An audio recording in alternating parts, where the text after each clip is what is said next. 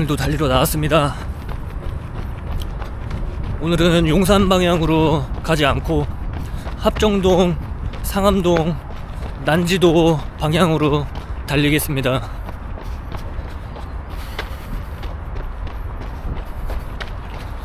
오늘 달리면서 할 주제를 또 언제나처럼 생각을 해와야 되잖아요.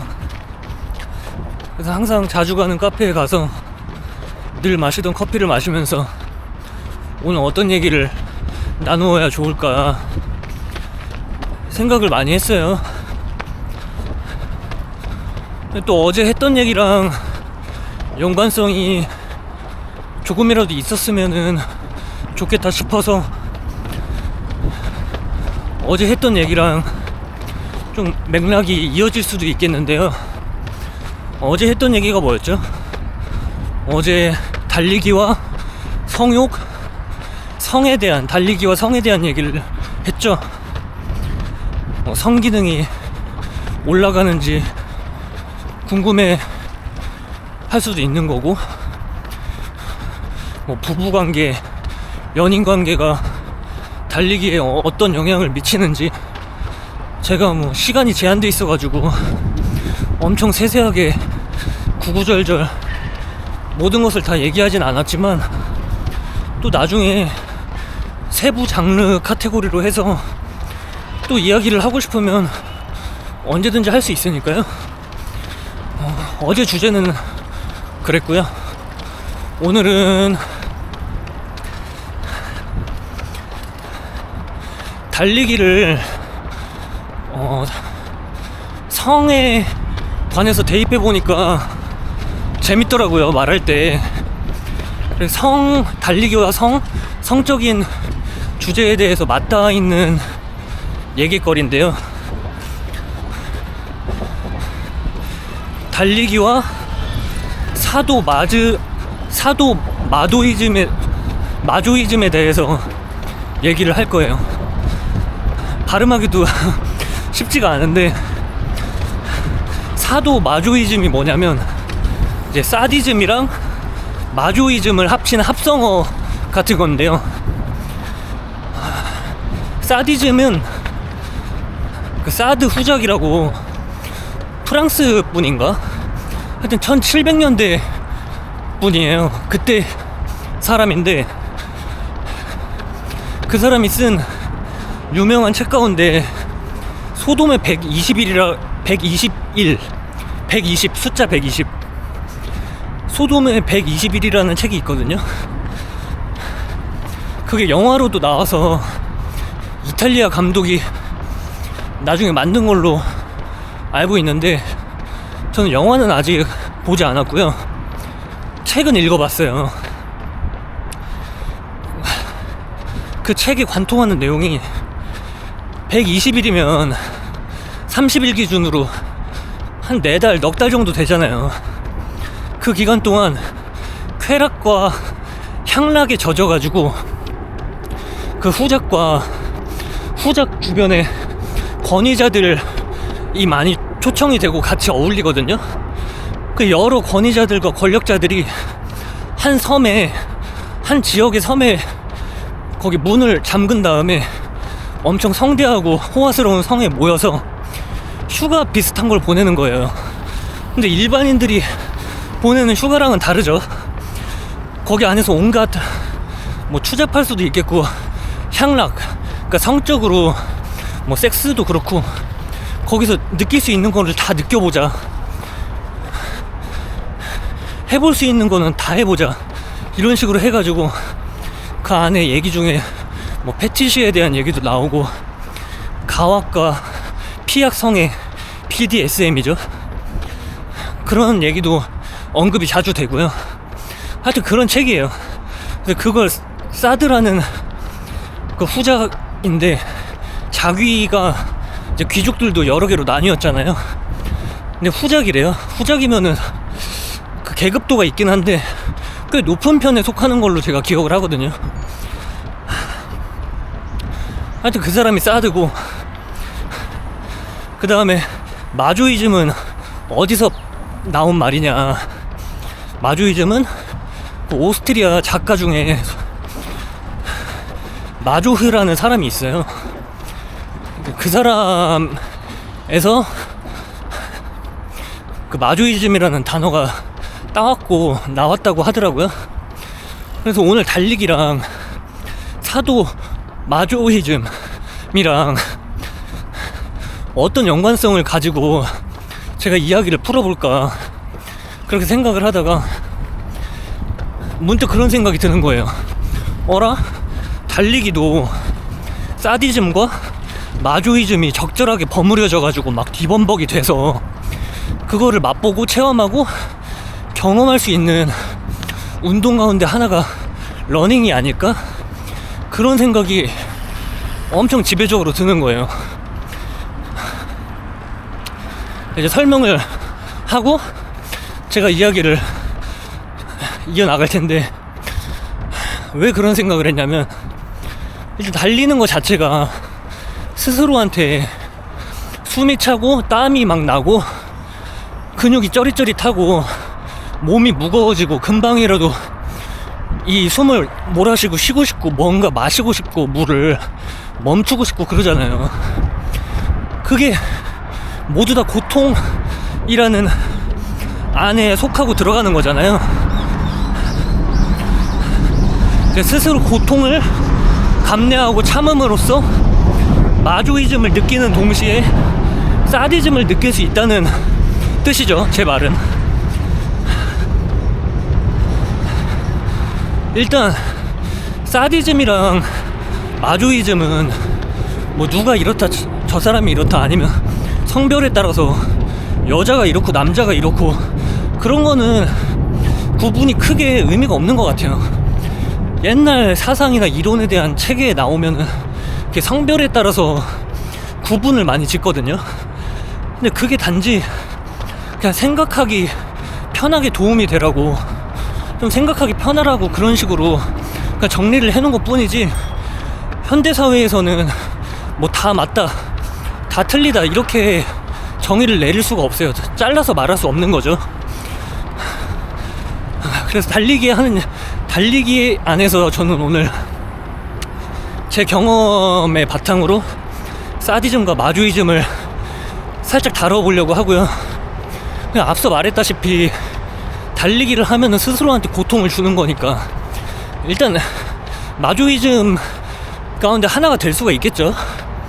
저는 여기서 더 나아가서 또 주제거리로 같이 맥을 통하게 하는 주제로 삼고 싶은 얘기가 뭐냐면, 이제 혼자 저는 하루에 한 번씩 10km씩 달리고 있는데, 뭐 가능하면은 비가 좀 내리더라도 달리려고 하고,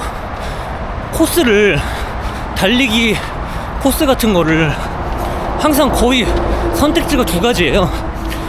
뭐 양쪽으로 어디로 갈지, 뭐 합정동 방향으로 가거나 아니면 용산이나 마포대교 방향으로 가거나, 그 둘 가운데 하나를 골라가지고 뛰고 있는데, 좀 스스로가 어떨 때 보면은 좀 지루할 때도 있고 따분할 때도 있고 하기 싫을 때도 많잖아요. 근데 저만의 좀 극복 방법이라고 해야 될까요? 비결? 노하우? 그리고 무엇보다 이게 모든 이들한테, 달리는 모든 러너한테 적용이 안 될 수 있다고 해도 저는 그런 방법을 쓰고 고안하고 연구도 했고, 그렇게 해서 혼자 꾸준히 달릴 수 있는 습관을 키워가고 있는 중이거든요, 저도. 그래서 말을 해볼게요. 제가 지금부터 말하는 거는 사디즘에 해당할 수도 있고 마조이즘에 해당할 수도 있는 그런 규칙과 저만의 철칙, 더 나아가서 조금 쑥스럽지만 저만의 달리기 철학이 될 수도 있겠죠. 뭐 철학이 엄청 대단하거나 그런 건 아니잖아요. 그냥 말이 그럴싸하고 좀 있어 보인다는 것 뿐이지. 뭐가 있냐. 일단 달리러 나올 때 처음에는 그런 생각을 했어요. 장비, 달리기 신발이나 러닝화, 그리고 소재 좋은 옷감에 러닝 복장 옷, 그 뭐 모자도 그렇고요. 겉에 나타나는 러닝 벨트 아니면 뭐 러닝 조끼 그런 거 많잖아요.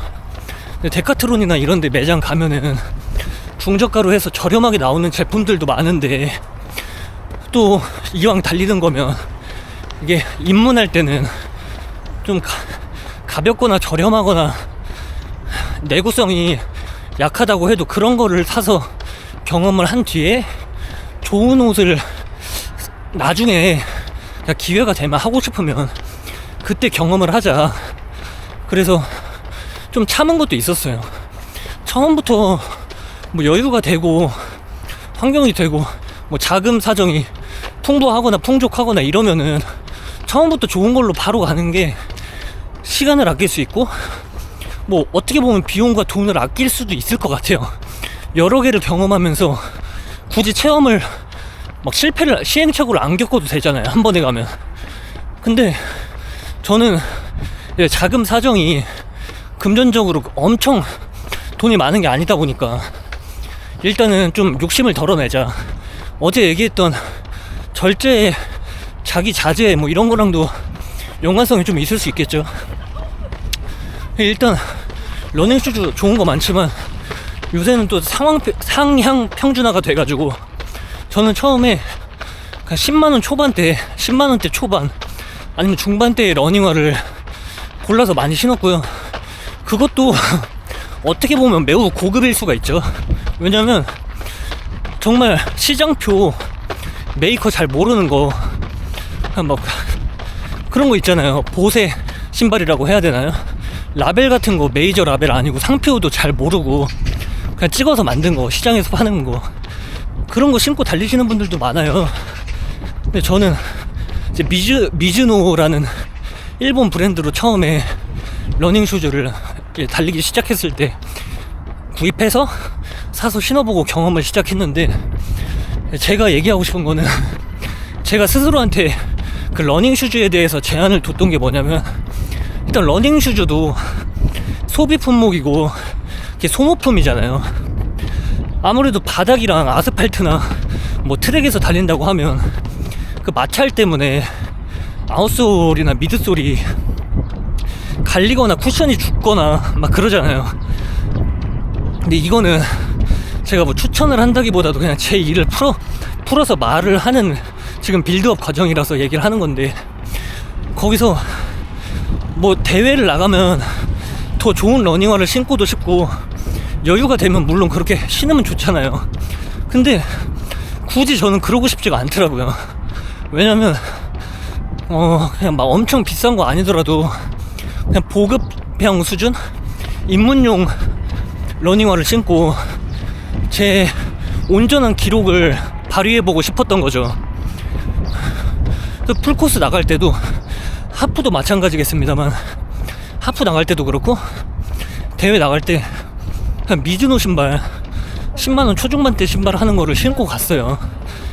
근데 풀코스를 확실히 가니까 그때 대회 나갈 때는 이제 많이 달아가지고 그 신발이 거의 마일리지가 800km 이상에서 한 1000 사이였어요. 1000km 사이.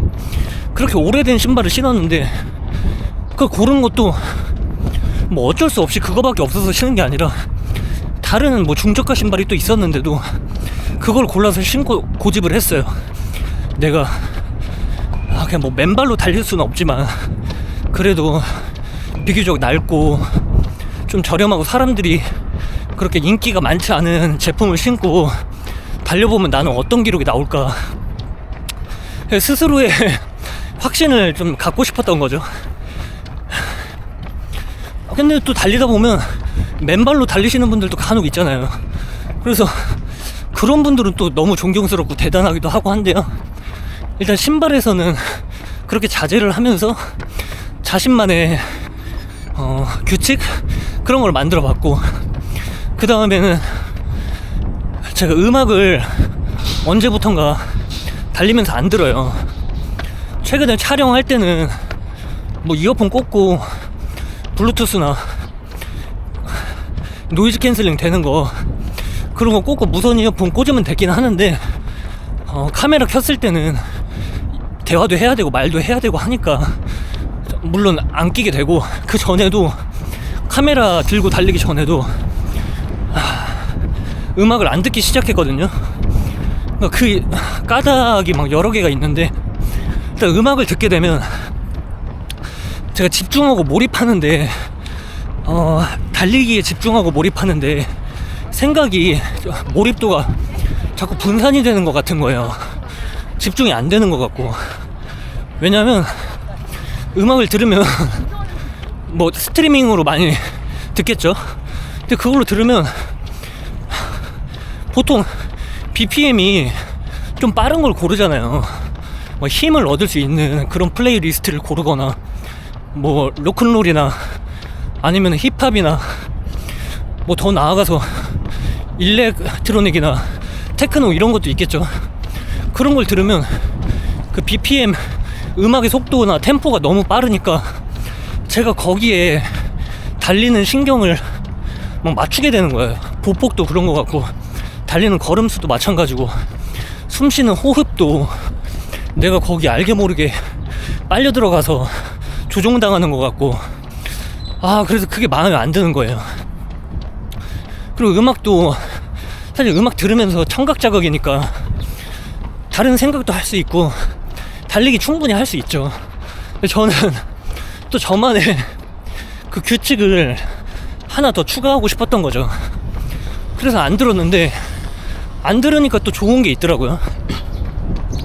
근데 음악을 안 들으면은 뭐 생각을 떠올릴 때도 좀 더 정신이 명료해지고, 뭐 구상하거나 상상할 때 좀 도움을 받았고, 뭐 앞에 말씀드리는 거랑 이어지는 거죠.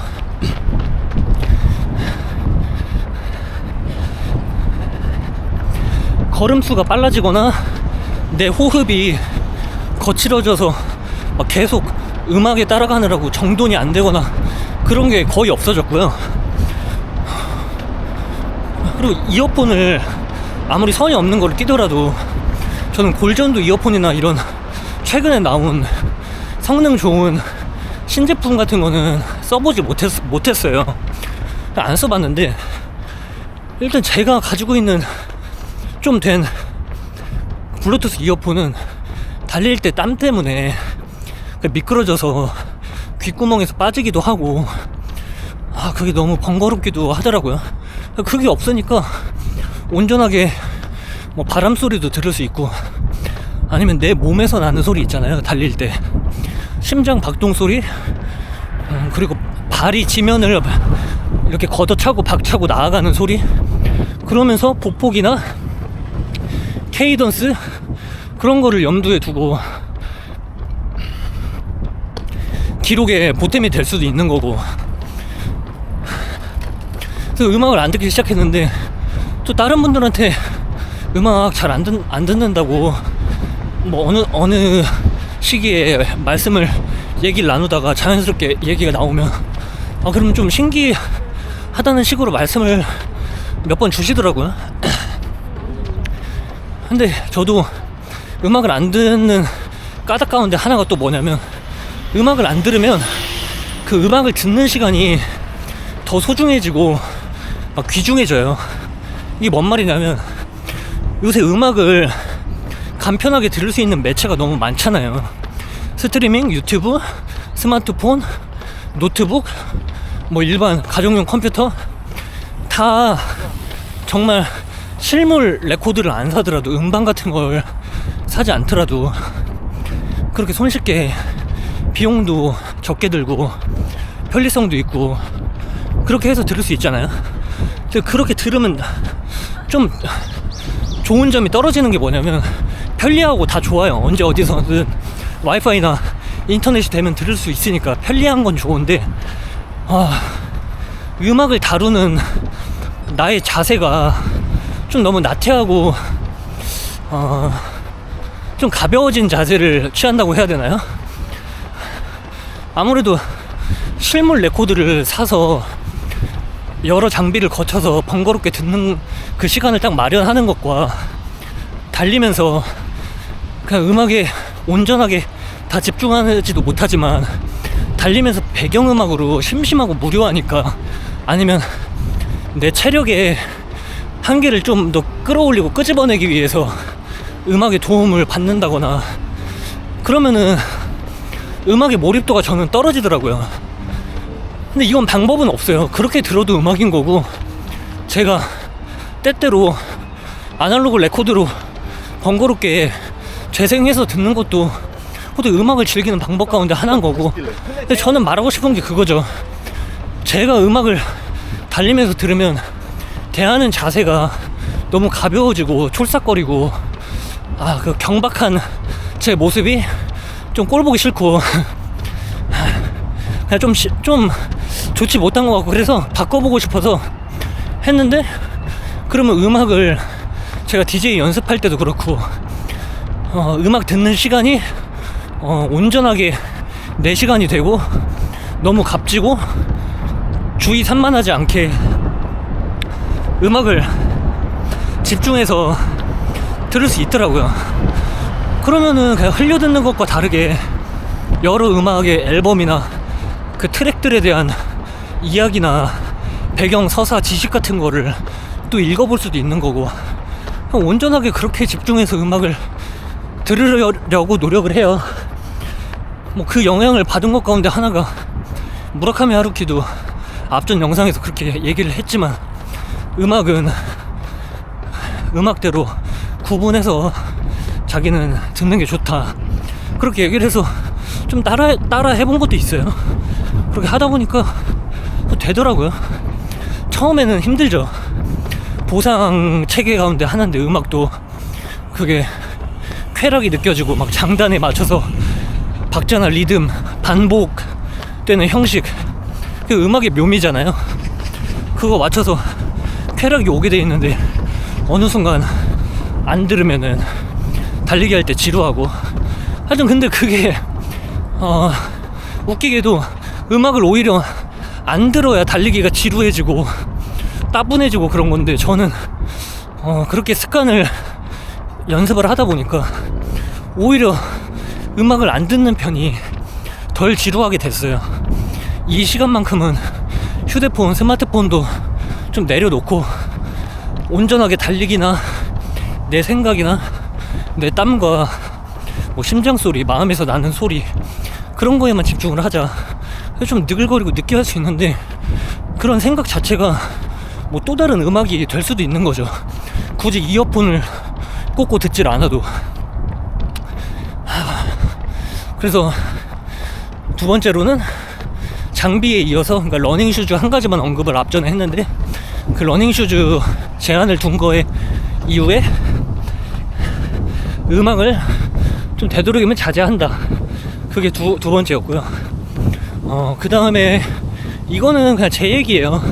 몸에 관련된 얘기라서 뭐 누구한테 다 적용되고 그런 건 아닌데, 저는 혼자 뭐 특별히 막 인터벌 하거나 진짜 LSD 엄청 길게 막 30km 그렇게 달리는 거 아니면은, 가능하면은 좀 이거는 조심스러울 수 있는데 물을 잘 안 마셔요. 그러니까 물을 마시고 싶죠, 누구나. 그리고 잠깐 멈춰서 마실 수 있으면 좋은데, 괜히 물을 마시면은 흐름이 끊기는 것 같고 내 생각에 조금 이렇게 걸림돌이 되는 것 같고. 근데 그런 생각을 할 수 있다는 게 이미 그렇게 생활한 지가 오래됐기 때문에 물을 그렇게 갈망하지 않는 거죠.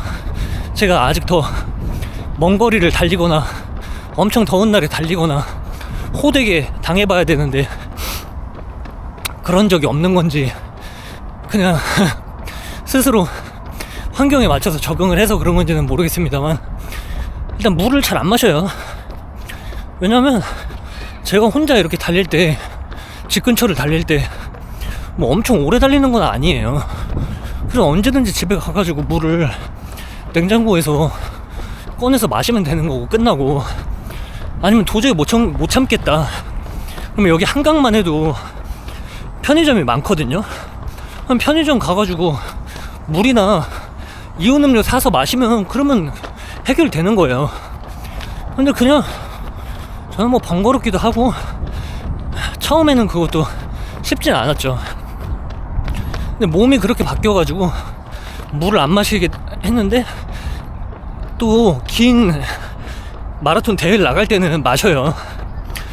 처음에 하프 나갈 때는 제가 첫 하프 때 물을 안 마시고 한 모금도 안 마시고 급수 안 하고 하프 완주했거든요. 근데 풀 마라톤을 나가니까 그럴 순 없잖아요. 풀 나갔을 때도 처음에 물 마시는 걸 많이 소홀하게 했어요. 그 시간에 그냥 뛰어버리자. 근데 제가 장거리로 많이 안 뛰어보고 풀코스를 좀 무모하게 신청해서 나가게 됐거든요. 그때 아니면 못 나갈 것 같아가지고 바로 결심하고, 그래서 훈련도 딱히 안 하고 뭐 대비가 안 돼 있던 거죠.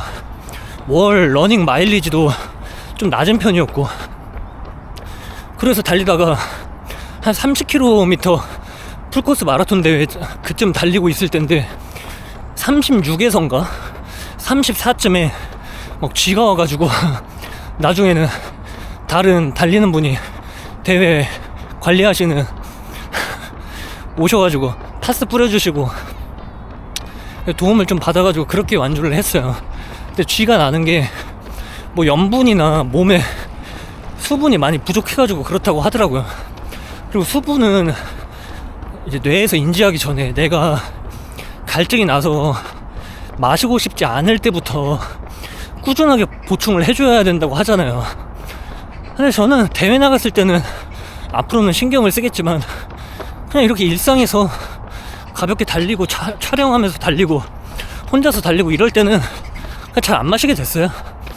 마실 생각도 별로 없는 것 같고, 그래서 그거를 인내를 하고 더 맛있게 집에 가서 꽝꽝 얼려두거나 시원하게 보관을 해온 그런 음료나 물을 마실 때, 그리고 샤워 싹 하고 물기 제거하고 그때 마셨을 때 쾌감이 더 올라가더라고요. 그래서 이런 쾌감 같은 경우에도 마조 히스틱 하거나 사디스틱 하거나 그런 제 생활 방식이죠.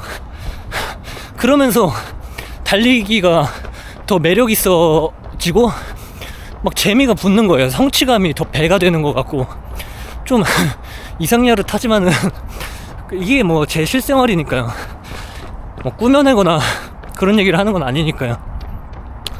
근데 물을 그렇게 좀 덜 마시고 또 이어가자면, 달리기를 하면서 이 카메라에도 다 녹화가 되고 촬영이 되고 있지만 저 한 번도 걷거나 멈추지를 않아요.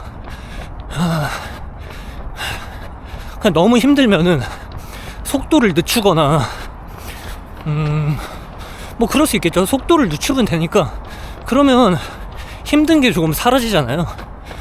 근데 무작정 힘들다고 도중에 멈춰버리면은 그것도 잠깐 쉬면은 물론 보충이 되는 거 저도 아는데, 그렇게 하면 계속 쉬고 싶잖아요.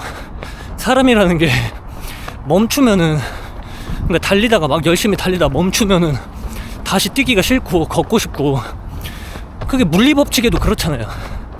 계속 달리고 있는 물체는 앞으로 나아가려고, 손쉽게 나아가려고 운동 방향을 결정을 하고 막 앞으로 가는데, 멈춰 있는 거는 계속 멈춰 있게 되잖아요.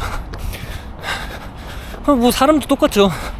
그냥 집에서도 앉아 있으면은 눕고 싶고, 누우면은 뭐 잠들거나 술 같은 거 취해서 뻗어버리고 싶고, 막 성욕 끌어올라오고 섹스하고 싶고, 계속 그렇게 악순환이 반복되잖아요. 물론 뭐 그렇게 시간을 보내야 될 때는 그런 시간을 가져야죠. 근데 달리기 할 때만은 정해 놓는다는 거죠. 이렇게 해놓으면 나중에 실전 대회나 여러 사람들이나 모임이나 크루에서 달릴 때도 확실히 도움이 돼요. 그러니까 개인의 체력 증진에 많이 도움을 받은 거죠, 저는. 그래서 멈추진 않습니다. 그리고 이게 또 제가 터득한 거기도 하지만,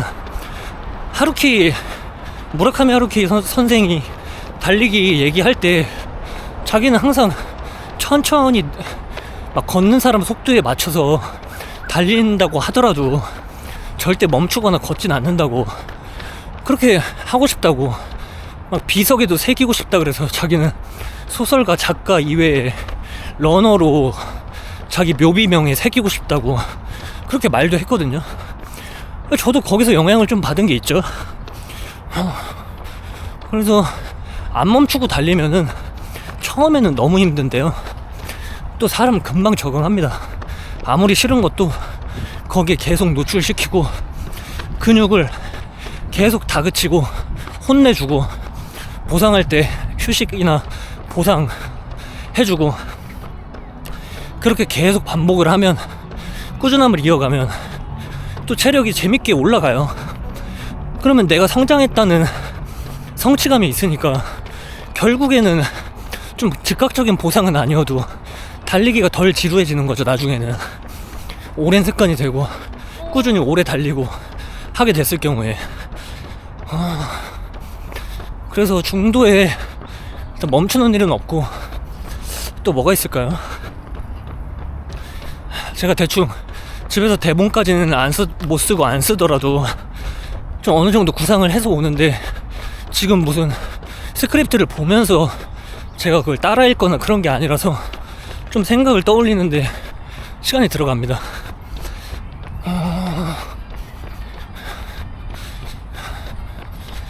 그리고 지금은 얘기를 하면서 카메라를 켜서 얘기를 하니까 누군가랑 같이 달리고 있는 기분이 들거든요.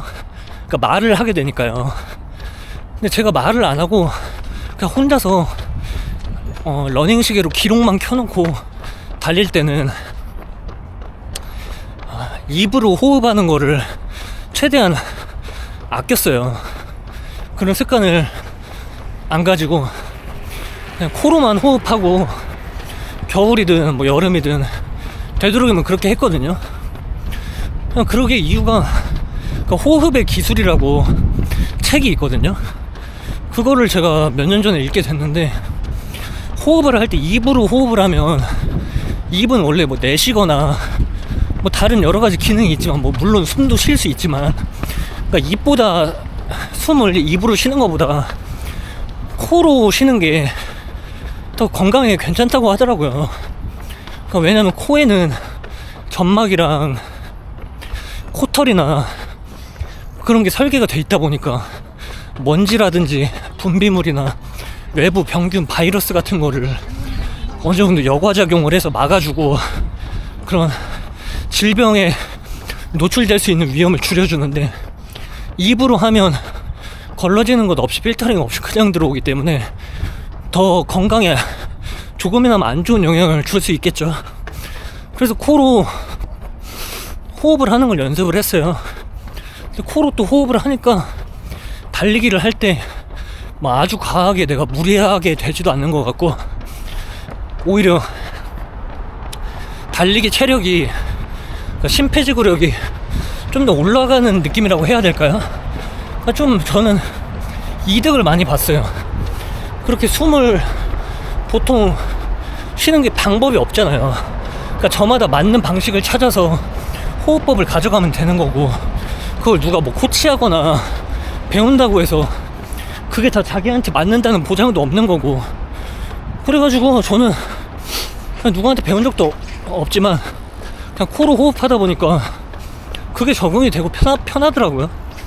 그래서 누구랑 얘기하면서 달리지 않거나 카메라를 안 켜게 되면 그냥 가능하면 코로만 호흡하고, 근데 만약에 내가 전력 질주를 해야 된다, 인터벌 하거나 속도 위주, 그리고 대회에 나간다, 그러면은 처음에는 코로 호흡하면서 호흡을 잡다가 나중에는 입으로 하는 호흡도 같이 하거든요.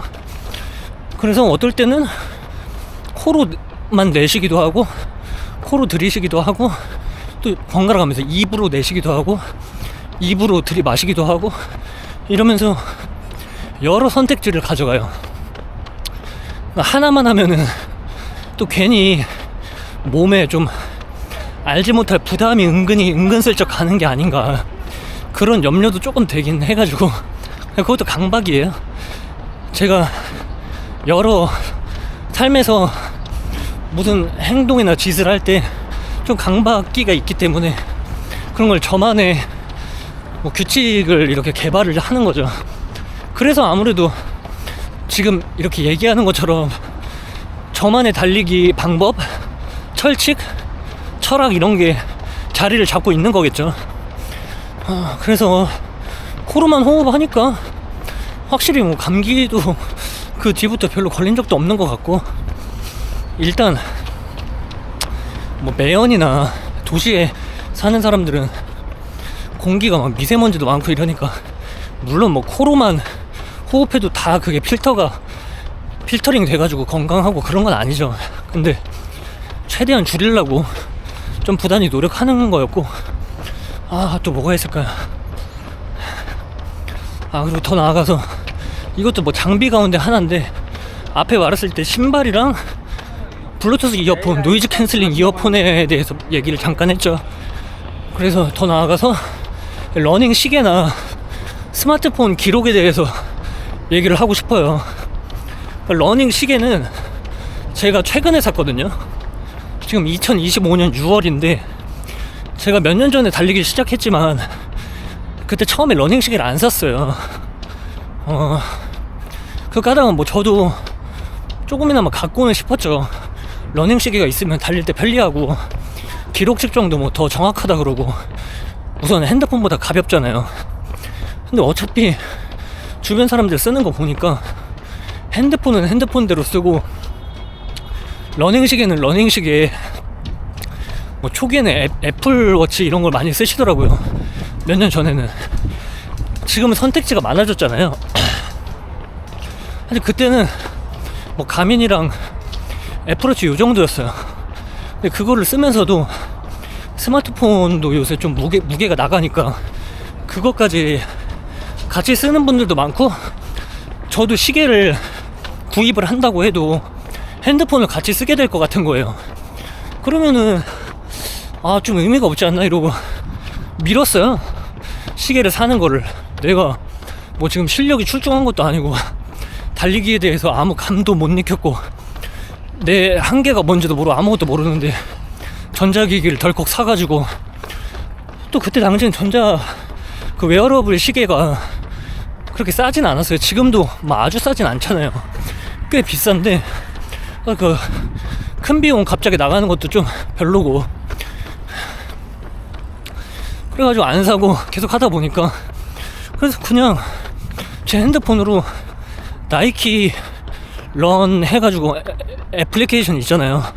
그 어플리케이션으로 쭉 기록을 하다가 중간에 그냥 핸드폰으로 스트라바로 잠깐 넘어갔다가 다시 기록이 많이 저장되어 있는 나이키 앱으로 돌아와서 최근까지 러닝 시계 사기 전까지 그냥 핸드폰으로만 했어요. 근데 핸드폰으로만 했을 때 그게 왜 제약이 되냐, 뭐 기록 설정도 다 되고 좀 무게는 나가겠지만 편리한 거 아니냐, 그렇게 얘기를 할 수도 있는데, 그 왜 제한이 되는 거냐면 러닝 시계는 일단 가벼우니까 손목에 찰 수도 있고, 아니면 어디 러닝 벨트나 러닝 조끼나 가방에 뭐 넣을 수도 있는 거잖아요.